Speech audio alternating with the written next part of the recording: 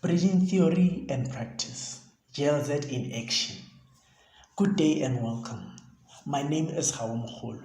This presentation will explore how the principles of JLZ 300 have been directly applied to create a lesson plan for grade 12 mathematical literacy on the topic of perimeter and area. My lesson is designed for grade 12 mathematical literacy, focusing on the foundational measurement concepts of perimeter and area. The JLZ 300 module is not just an academic requirement, it's the backbone of my teaching philosophy. It equips me with the tools to be not just a dispenser of knowledge, but an effective instructional communicator who can create a classroom where every learner feels they belong and can learn. This module provides the essential framework for understanding how communication facilitates learning. It moves beyond what I teach to how I can teach it effectively, especially in our diverse South African classrooms. How did I integrate my knowledge of instructional communication into my lesson plan? Well, my lesson plan is built on the theories from Unit 1. I've moved away from a simple linear model where I just talk and learners listen. Instead, I embrace the transactional model, where communication is a two-way street. This is achieved through constant checks for understanding. Furthermore, I use scaffolding. For example, I don't just give learners a complex task. I first recap prior knowledge, then model a problem with a think aloud, then provide a guided worksheet, and finally, they tackle the main project. This structured support is key to effective instructional communication.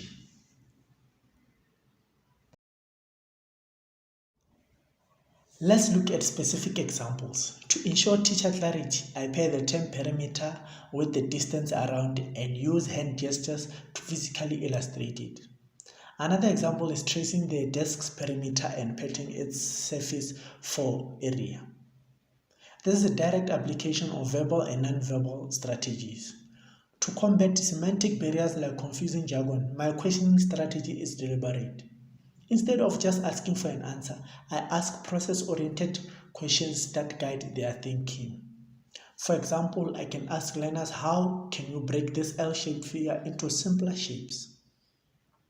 And to manage diversity of learners, the worksheet is tiered, and I have cut out shapes for those who need to learn by doing. This is how I make communication accessible to everyone. The classroom as a social space. Unit 4 taught me that a classroom is a social space. My lesson plan reflects this by making learning a collaborative endeavor. The main task is not a silent individual worksheet. It is a group project to design a community garden. This instantly creates a shared democratic space where learners must talk, listen, and negotiate. Learners have autonomy in their garden designs and negotiate ideas within their groups. From the very beginning with the Think, Pair, Share activity, I'm building rapport and establishing that their voices matter. Collaborative group work is designed to foster positive peer and teacher-learner relationships. Managing diversity and fostering inclusion. To actively manage diversity and foster inclusion, I don't leave group dynamics to chance. I form the groups myself to ensure they are mixed. Learners are placed in diverse groups to ensure a mix of abilities, languages, and perspectives. I also use structured roles. This prevents one or two learners from dominating and ensures that everyone, including the quieter or less confident learners, have clear and valued part to play. Assigning roles like manager and presenter ensures equitable participation and gives everyone a valued task. Furthermore, I acknowledge our multilingual reality. Therefore, I allow learners to discuss complex ideas in their home language before presenting in English. This reduces anxiety and deepens understanding, making the classroom a truly inclusive social space. Conclusion and reflection. In conclusion, JLZ 300 has anchored my belief that communication is not a soft skill. It is the very heart of teaching.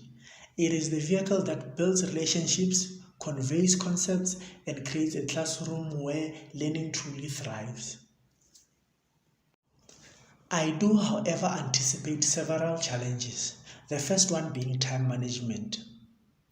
The rich communicative activities like group discussions and the design tasks are difficult to fit into a standard period.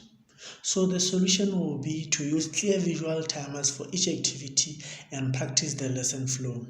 I will also be flexible, knowing that sometimes a productive discussion is more valuable than rigidly sticking to the clock. The second challenge is unequal group participation. Despite roles, some learners may dominate while others remain passive, undermining the social space ideal. This is where my role as a facilitator is key. I will circulate actively using targeted questioning to draw in quieter members and using the collaboration rubric for accountability. Thirdly, managing noise and energy levels.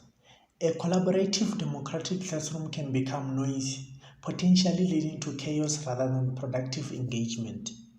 So I will establish clear nonverbal signals for attention, like a raised hand or a specific sound. I also design the physical space for collaboration by arranging groups to minimize distraction, turning potential noise into a home of productive learning.